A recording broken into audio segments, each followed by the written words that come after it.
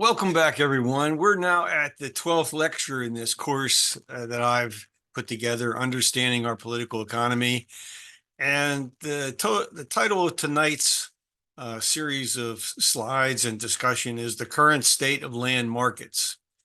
And of course, this is US centric. So bear with me if anyone else that's not based here in the US. But let's think about it. I mean, Henry George asked us to grasp the idea that when he talks about the word land, uses the word land as a factor of production, he's talking about all of nature. So tonight I'm going to try to talk a little bit more limited than that and just deal with land as not just surface but subsurface minerals, and really about the issue of locational advantages. Okay, so there are many different types of land markets operating in any society.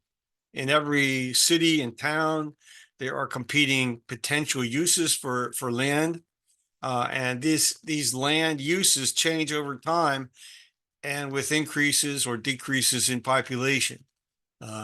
It is amazing when you look around the world how many abandoned places there are, entire communities totally abandoned, industrial plant totally abandoned, all sorts of activities that were once vital and busy, totally abandoned with no population or hardly any population. And of course, our metropolitan regions often include agricultural and resource extraction lands that are competing with seemingly endless sprawling suburban development. And that's particularly the case in the United States, where there are very few restrictions on sprawling development, with a few exceptions like in Portland, Oregon, and the success of those urban growth rings in the United States brings on their own sets of challenges that we'll maybe get into a little bit. You have rural regions that contain smaller population centers, and these rural regions have an even greater variety of resource extracting activities. And they often have large parks and restricted access preserves for habitat, for animal habitat. And yet the same sort of dynamics operate to return rent, whether that is imputed or actually collected to the individual or the entity that controls land. And, whether the rent is high or low has a lot to do with all of these factors, and particularly population density and the attractiveness of a region for population. So here's a map of non-irrigated cropland in the Midwestern parts of the United States. This is from 2019. And you can just look at this to see where the most valuable cropland is and what are the characteristics of the cropland. Throughout the Midwest, there's a good deal of dryness. A lot of the water access comes from the Colorado River or aquifers. And as those aquifers are drained, there's less and less water to feed both city populations as well as agriculture. So all of that affects not only the land use, but the land value, what rent the land will yield if it was offered in a competitive bidding process to potential users. So all these factors, rainfall, temperature, climate, and other factors contribute to what land will lease for in terms of agricultural use or agricultural-like uses. And one thing about the United States in terms of data, there is very good data on what land is leased for in the agricultural sector. Not so much data is available to us with regard to city and urban uses. So in addition to agricultural farmland values, that there's another aspect to that, and that is the extent to which there is agriculture supported by public subsidies. And probably every country, to some extent, subsidizes agricultural production. Governments want their country to be as self-sufficient in food production as possible, for all sorts of reasons, but certainly because you can not always depend upon imports to provide the needs of your people, and all sorts of conditions around the world will change the availability of surplus product to be exported and imported. So in the United States and in other countries, if government subsidizes the cost of bringing water to land for irrigation, that subsidy is going to be capitalized by market forces into higher land prices. That's pretty easy to understand. If you have land that does not get regular rainfall, its ability to grow crops is determined to a large extent by being able to bring water to the land from rivers and irrigation and dams, etc. The difference between the full cost of delivering the water and what the farmer pays is, in effect, an imputed income stream to the farmer. So the farmer is getting that benefit of the lower cost of delivery of the water than it actually costs society to produce the water and bring it to that location. And one result, of course, is that the higher cost of land that's irrigated is a barrier to entry for young farmers who don't have the financial reserves. They don't have the money in the bank to buy land at the higher prices. And so if they want to continue to become farmers after they leave their parents' farm, they're forced to take on high levels of debt. And in many cases, young farmers in the United States are going into the towns to take on second jobs, that they're working some sort of alternative type of employment in order to earn sufficient income to remain farmers. So it's not a very healthy situation as agricultural land prices climb. Then there's all sorts of other issues that affect what's happening to land uses. As land prices in suburban communities close to the cities climb, developers have a real strong financial incentive to acquire outlying agriculturally zoned land, hold it for an indefinite period of time, and seek rezoning for development of housing or other uses. And depending upon how close it is to the urban area, they might be able to get the city to annex that land, and thereby the city and its tax base absorbs the cost of bringing water and sewer systems to that outlying land. If the developers are unable to get the land annexed, they're certainly not going to have the financial ability to bring in water and sewer systems. So for individual development projects, they have to dig wells, they have to install septic tanks or other types of wastewater treatment systems, which adds considerably to the cost of construction, to the property improvements that they're making. And a lot of communities, my own in fact, are really anxious to preserve what open space we still have. And there are other land uses that the community wants to protect from development as well. Various parks, wetlands, whatever it might be. So how do we do this? Well, generally, the public is frequently asked to approve bond funding in order to raise the cash to purchase development rights from the owners. And then through tax revenues, the bonds are serviced and eventually paid off, hopefully. In the United States, there are at least two problems involving our land occurring at the same time. And this is perhaps consistent with many parts of the world today with climate change. And that is, we have drought in parts of the country, part of the season, part of the year. Flooding is a problem elsewhere and sometimes in the same places. We've had, 100-year floodplains having floods every 2 or 3 years because of climate change. You know, and as we've seen for example, in Dubai recently with the storm surge there, in a place where no one ever expected that kind of a rainfall to ever occur. So all of this has a lot of impact on our land use and the pattern of development that occurs over time. We have seasonal changes in temperature ranges now that are wider than ever. And so that's creating further challenges for farmers as well.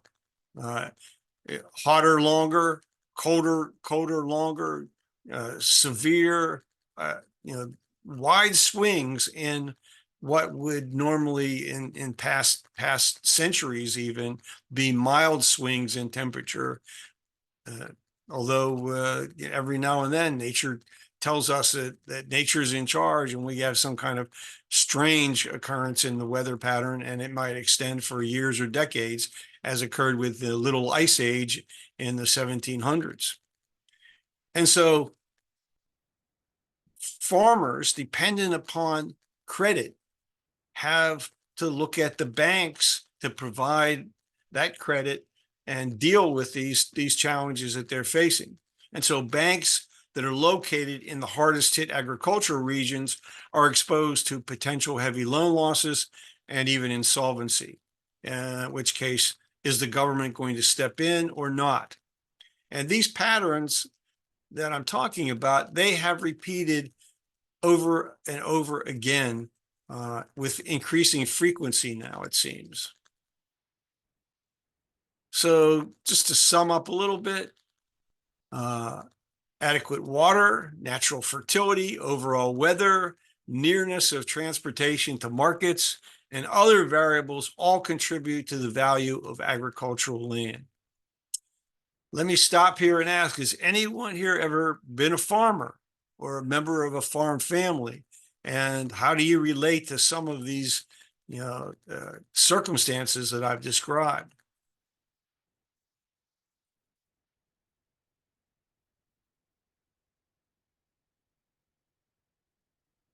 So I take it that everyone grew up in the city or in some urban environment. Just a short family story. My father's family were all in the building trades. They built homes, they did home improvement, and my grandfather was a carpenter and did all that work as well. So he raised his sons, he trained them how to do that work, and until they were adults, they pretty much worked together. Well, during the Great Depression, when housing construction was down, and so their income was down, my grandfather leased a farm out in the hinterland, maybe about 50 miles from where they lived. And they all moved onto the farm. My grandfather expecting that his 5 sons would be able to adapt to farming. Well, their life on the farm lasted about 3 years, and they had to return to the city because he could not get his sons to do the farm work. So this is something that's in your blood, I guess. You grow up on the land and you value that experience, and it stays with you. And if it's tough to give that up in the face of what's happening in the world today. Now, globally, private companies and investment managers have been acquiring quality agricultural land at a frantic pace. There was a report that came out back in 2012 by a small international nonprofit that explained what was going on. And this nonprofit is working to try to get community control over food production so that monoculture would be lessened and farmers would be able to engage in more organic food production, biodiversity-based food systems, et cetera. And here's what their report said. In the aftermath of the financial crisis, so-called alternative investments such as infrastructure or farmland are all the rage. Farmland itself is touted as providing a hedge against inflation. And because its value doesn't go up and down in sync with other assets like gold or currencies, it allows investors to successfully diversify their portfolios. So there's a good indication of why in the United States, the largest owner of agricultural land now is who? Anybody know? It's Bill Gates. The importance of land value in the nominal statistics regarding individual wealth was pointed out by this fellow who was a professor of agriculture and life sciences at Iowa State University. His name's Neil Harrell. And here's a couple quotes from him that I think are pretty interesting.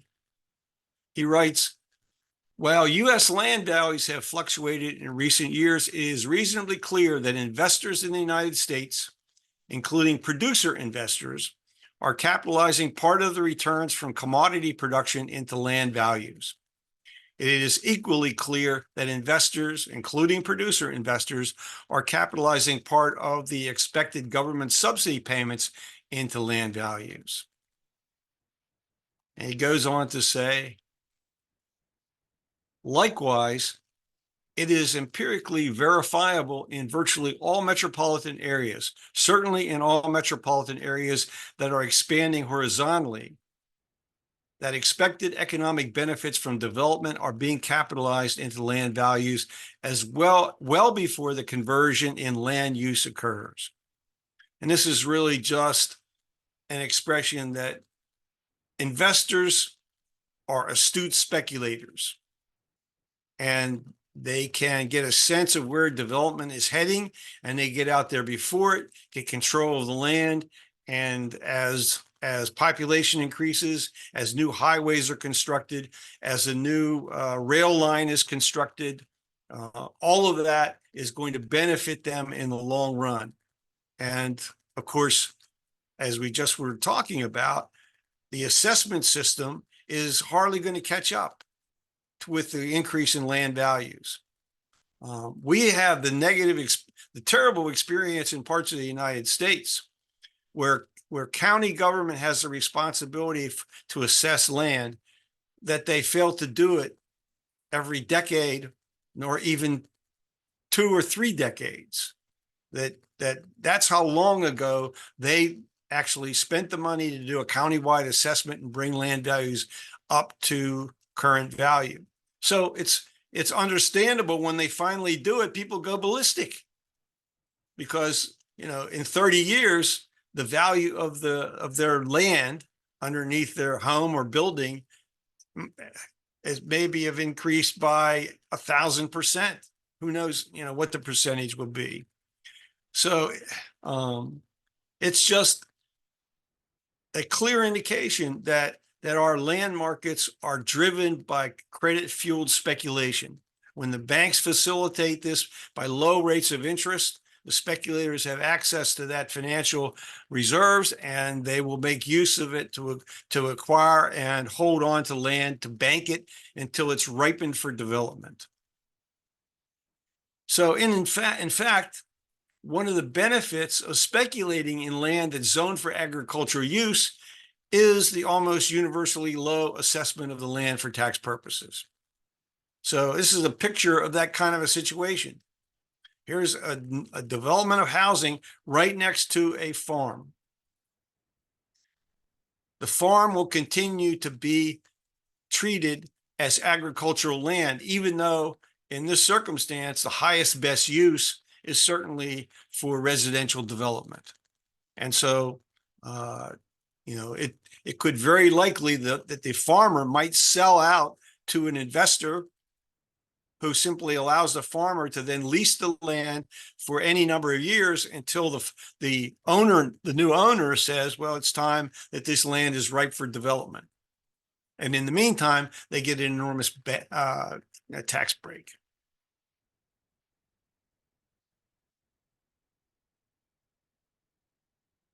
Probably one of the things that bothers environmentalists most is captured by this photograph.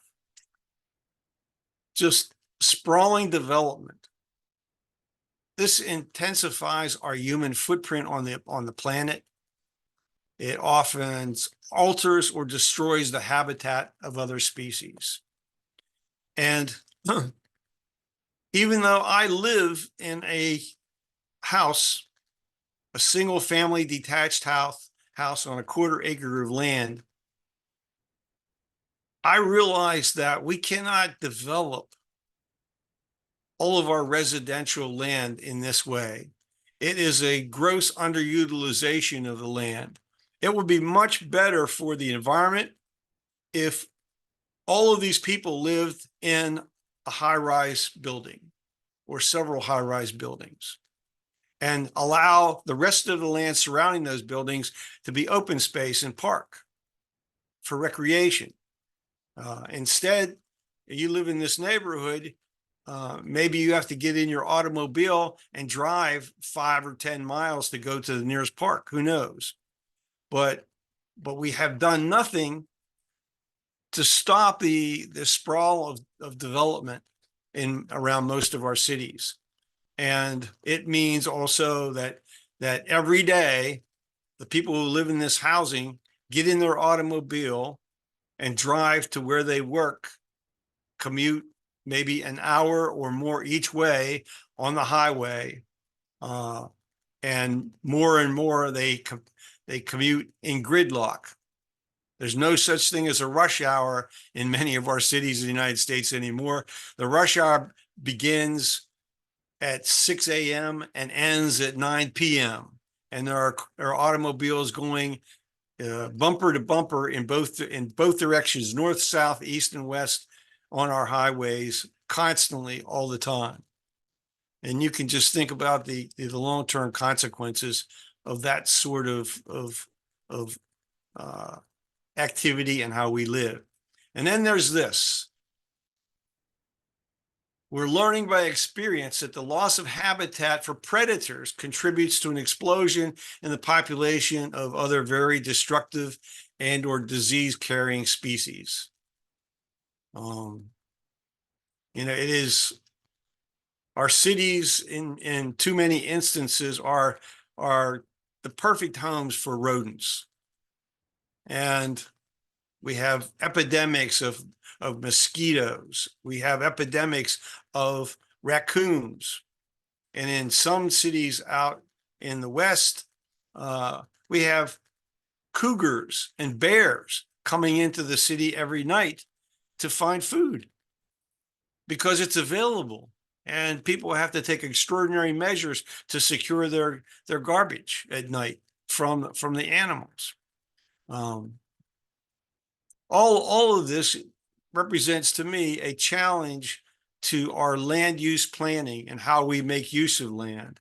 And certainly it has, from a causal standpoint, it has a lot to do with the fact that we allow people to control land without proper compensation to the community in terms of a tax payment or a turning over of the ground rent. And therefore, a lot of land is misused, abused, and underutilized. One of the big problems for our farmers today is the disappearance of bees and other insects that are beneficial to plants. How are we going to get, without the bees, how do we get pollination to occur?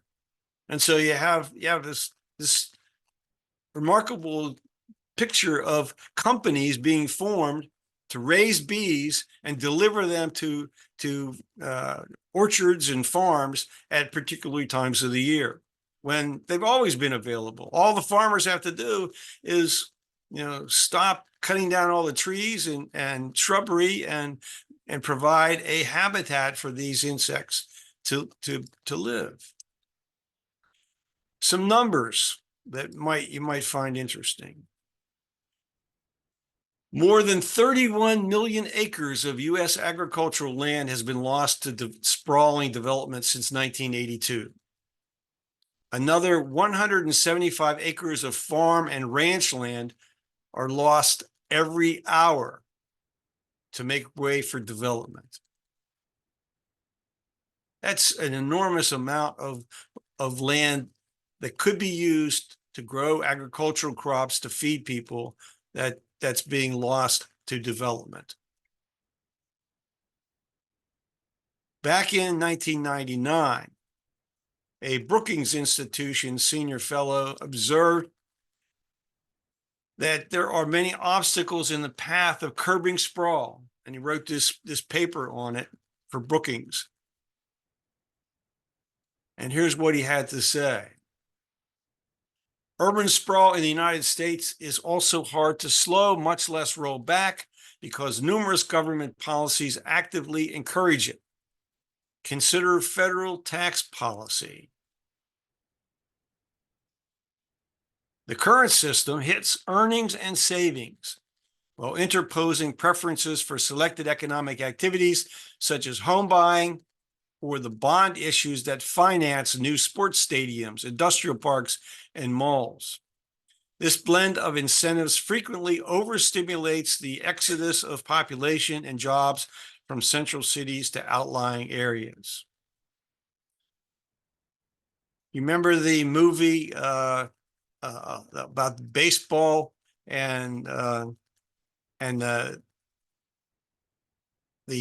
main character? I can't remember the actor's name now. It's terrible, but he got this message to build a baseball field on his farmland, and the message was, build it and they will come, meaning the baseball players from the past would come and reappear, and they did. Well, this is also another part of development mentality is, if you build it, they will come. Build the infrastructure, build it, build the housing, etc., and people will come, particularly from the cities, as he's saying, from the cities to the suburbs, to get a little piece of land, to get a little, piece of the countryside, etc. Well, not everyone today is still buying into that. There has been a return of population to our cities, but the returning population tends to be fairly high-income professionals, empty nesters, meaning people without children, and so it is changing the demographics of the city. The population mix in our cities, whereas the suburbs are thought to be somewhat sterile in terms of cultural enrichment. I won't say that's universally true, but it's more difficult to find culture and those kinds of activities in the suburban areas of our cities than it is to find in the cities.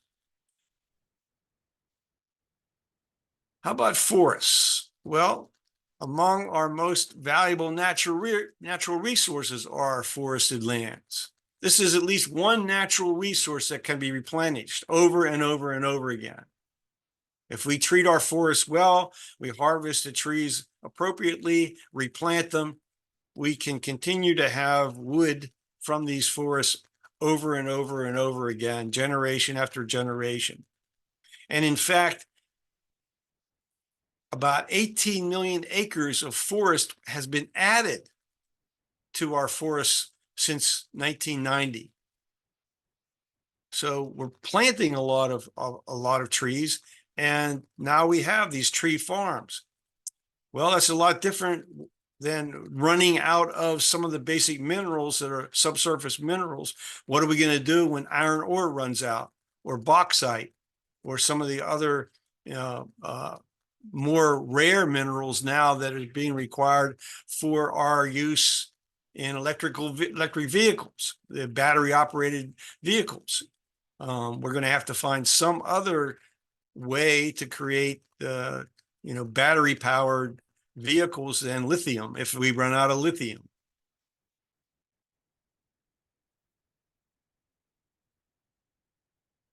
I couldn't find any statistics on who owns all of these forests, but there are a small number of companies that have invested heavily in purchasing forested land. Mining companies, however, hold claims to about 5.6 million acres of public land. Now, many of them paid less than $1 an acre for the land that they hold, and as little as a half a dollar or 60 cents in yearly rental fees per acre.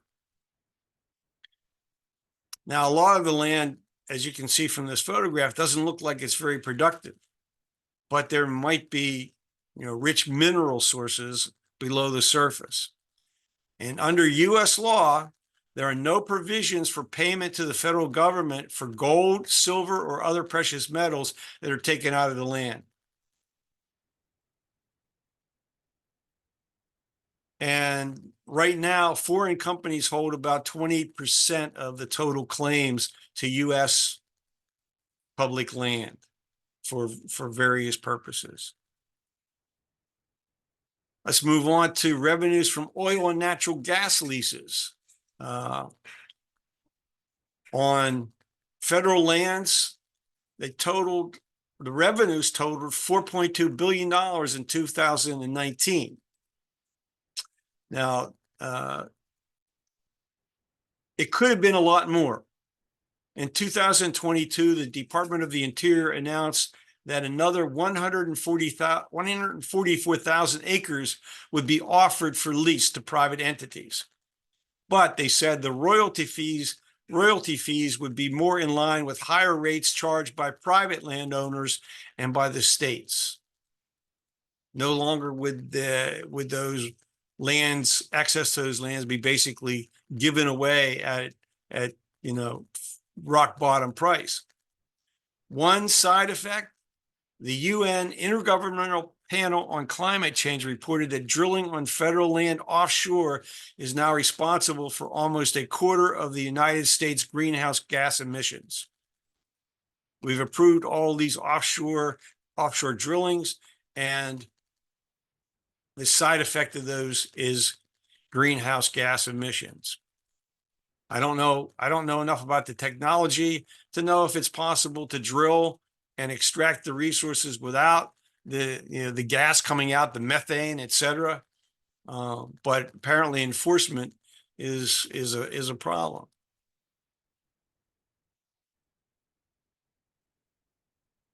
These particular individuals might be familiar to most of you.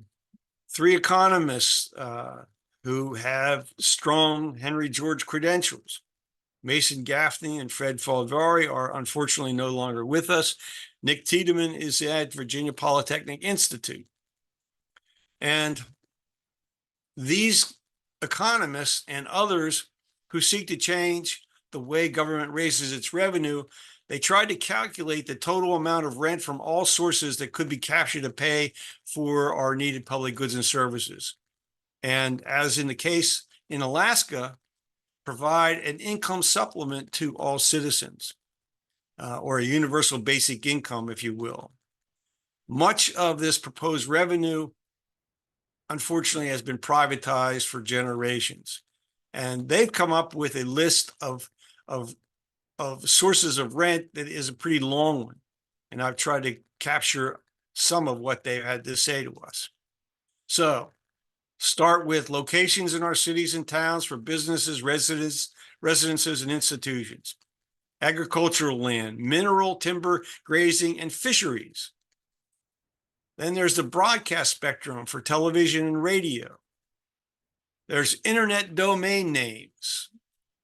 If you have a website, you pay a fee every year to reserve that internet domain name. Well, who is it going to?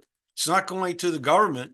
It's going to some entity, and I'm not even sure how it came to be empowered to do this. But if you want to keep, if I want to keep, if the Henry George School of Social Science wants to keep its website name, it has to pay that domain name.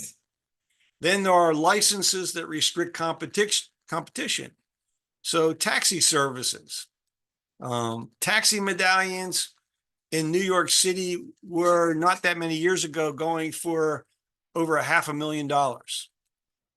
Uber has certainly cut into that. And so the taxi medallion prices are way down.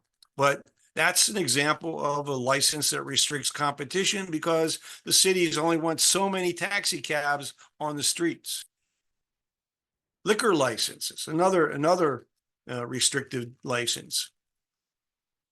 Neighborhoods are concerned with how many taverns there might be on a street or in a particular neighborhood. So you want to keep the liquor licenses controlled so you don't have too many places for the men and women of the community to go out and get, inebriated every so often. And then there are rights of way for utility lines, for routes taken by airplanes, and my favorite, for takeoff and land, for landing and takeoff time slots. Again, no two airplanes can occupy the same place at the same time without disaster.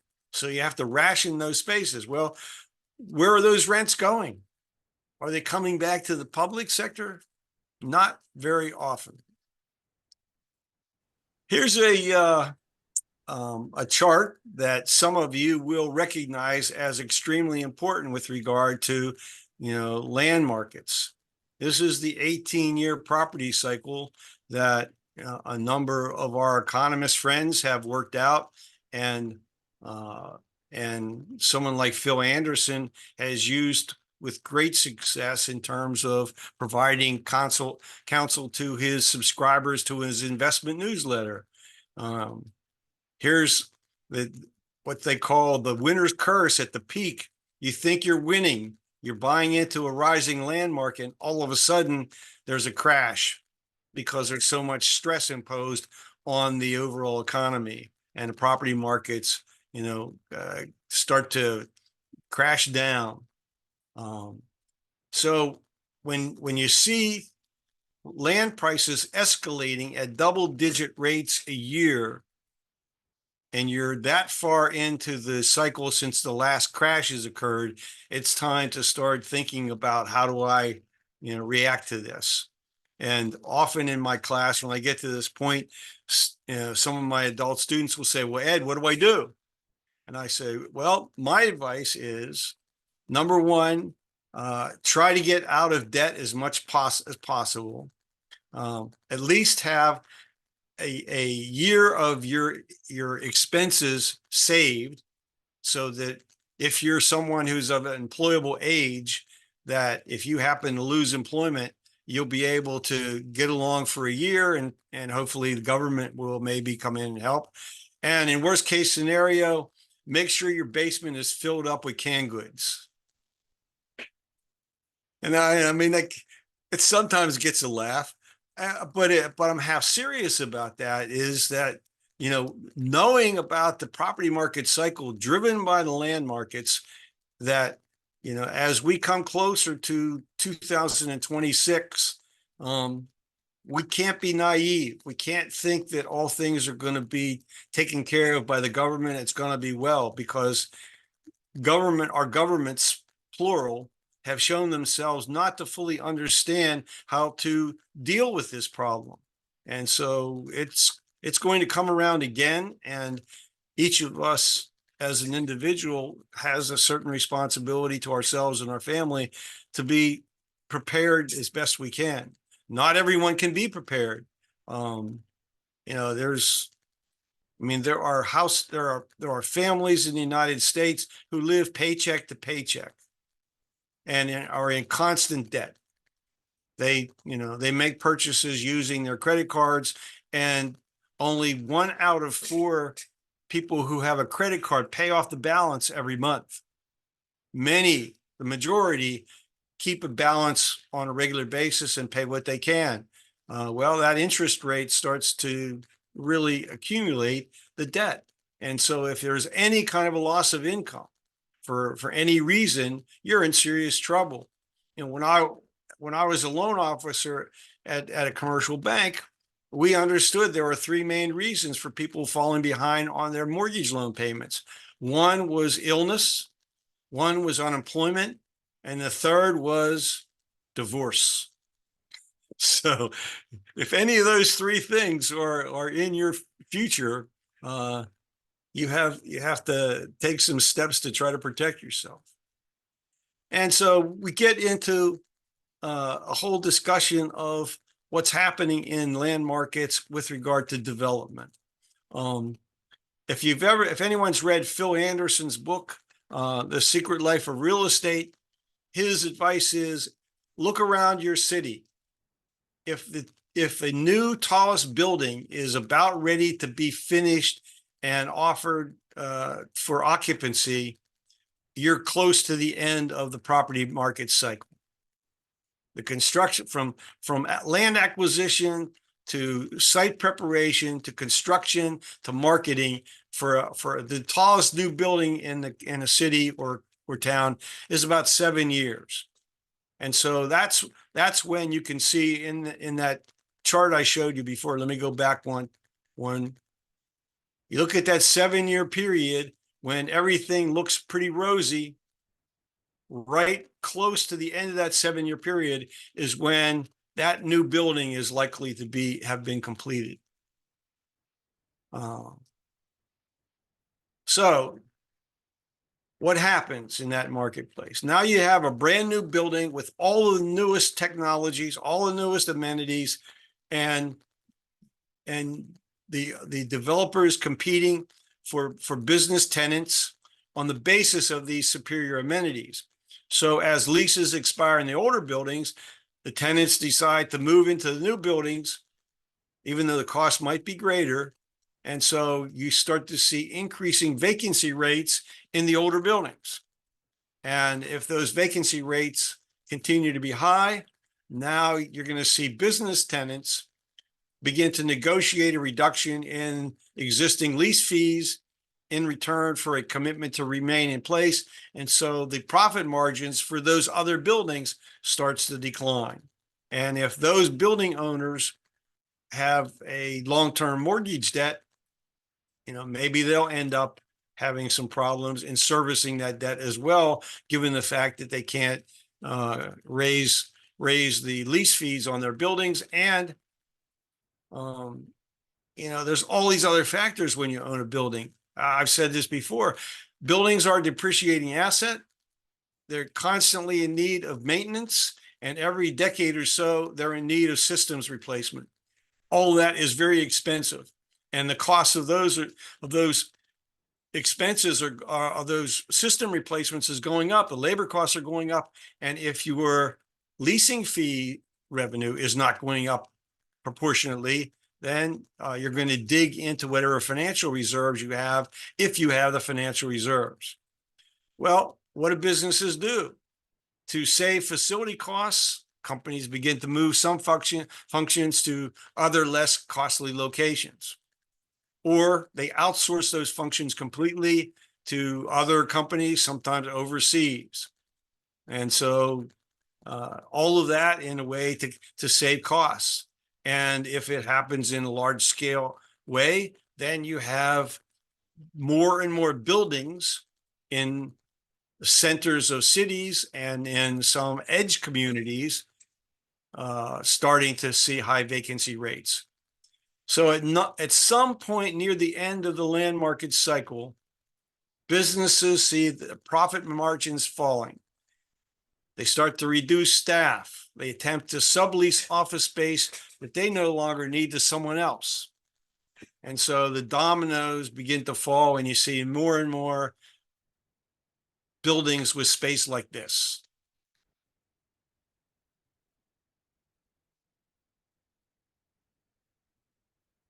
What about new construction? That tallest building that I talked about is not the only thing going up at the peak of the land market cycle. So Now, when the crash occurs, you have buildings like this in some stage of construction, the developers not able to finish it.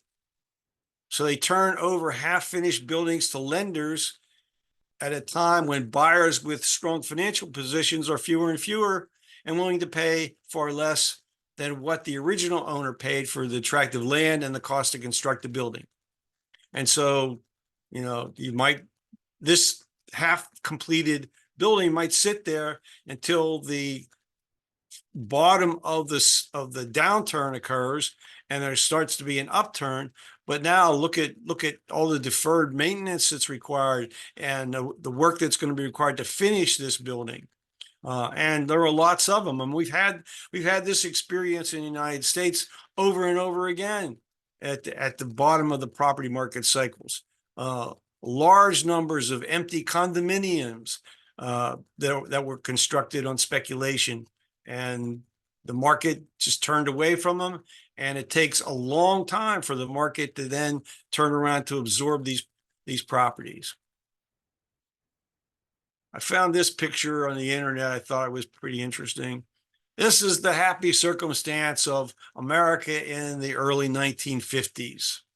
This is when our population of young adults, married, started to raise their children, and decided, as Jim Frederickson alluded to leave the congested, dirty cities to the new suburbs for their new life, automobile related, but a nice new home, not very expensive at all at the time.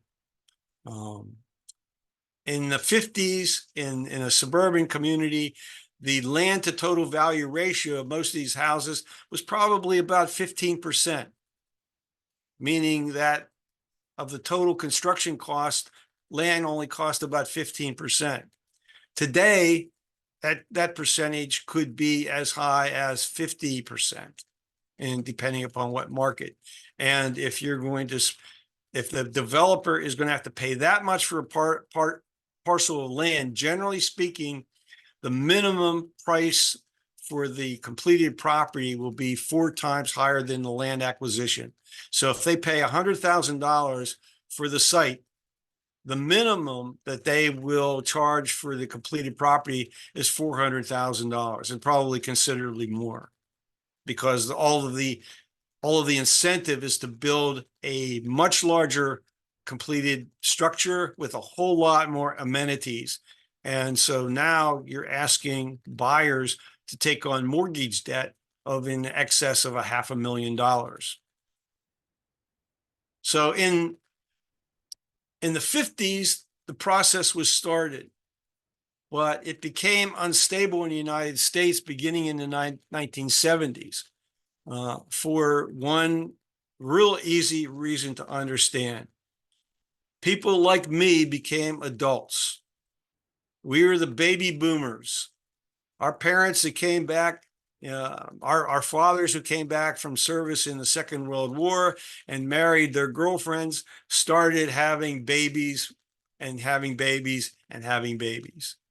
And when we graduated from high school and went to college maybe, or started in the working world and moved out of our parents' homes, there was an explosion of new construction of apartment buildings and new single family developments, as in fact household income increased and as we demanded more amenities in the houses that were going to be built. So for a long time, demand far outpaced supply as the millions of young adults began to form new households. The development community did their best to keep up, and so eventually they filled that demand, and now we had a whole new sort of circumstances to deal with, and that was what would be the next generation's level of demand for new housing and for new construction. And that new generation, my generation, started to have fewer and fewer children per household. So now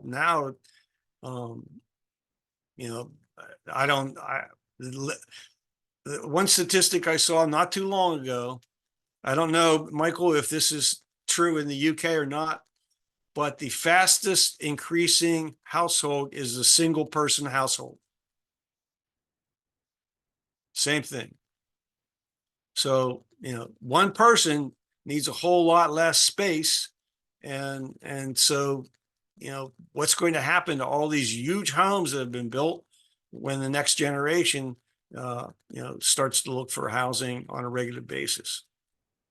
Let me finish up. I just have a few more slides to go before we have at least the last 15 minutes or so for conversation, and hopefully others will join in.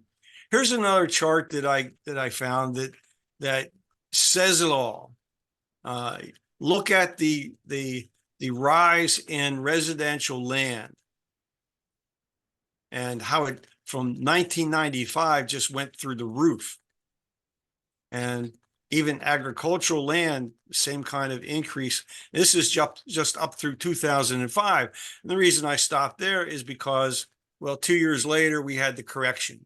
We had the market correction. But it didn't last long because there was a crash. But by 2010, those lines were on their way back up.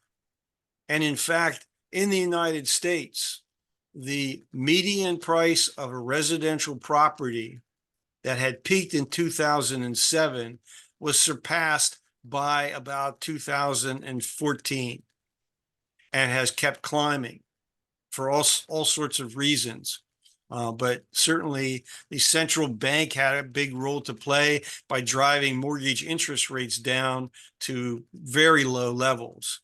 Which enabled people to qualify to borrow for more money, which meant that those who are developing housing said, "Oh, okay, I can put the prices up, and people can still afford to buy it because of the low mortgage rates." And the landowner said, "Oh, well, I can charge more for my land because the developer can still pay me more, still build his house, and still sell it for a profit." So all the participants in the cycle are now back up, and we're approaching the 18-year point of the last bottom of the cycle, which was 2008, 2009. So what do we learn from this? Well, of course, as land and property prices inched upward, and sometimes they surged year after year, mortgage lenders and investors responded. They responded by lowering down payment requirements and adopting more flexible creditworthiness criteria. And when accompanied by a reduction in interest rates or increases in household income, the result was for land markets to capitalize these windows of increased affordability into higher land prices. Why more elected officials don't understand this and recognize what to do about it, I simply don't understand either. So this is the picture that we have and where we are, where we were headed before the crash, and where we're now headed again after the crash.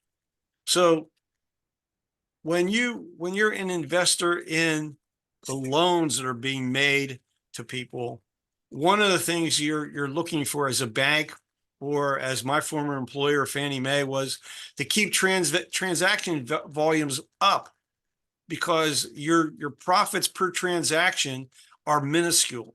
And so you're dependent upon large numbers of transactions occurring.